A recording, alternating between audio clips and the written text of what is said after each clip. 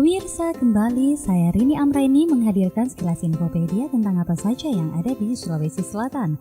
Inilah satu Sulsel. Pemirsa, warga Sulsel tentunya sudah tahu ya dengan Fort Rotterdam atau Benteng Rotterdam.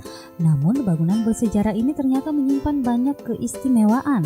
Keunikannya yang pertama dilihat dari bentuk benteng yang menyerupai penyu menghadap ke pantai. Benteng ini ternyata dibuat seperti penyu sebab dulunya bangunan tersebut merupakan markas pasukan katak kerajaan Goa. Wah. Nah, keunikan lainnya terdapat pada nama benteng tersebut. Fort Rotterdam dulunya bernama Benteng Ujung Pandang.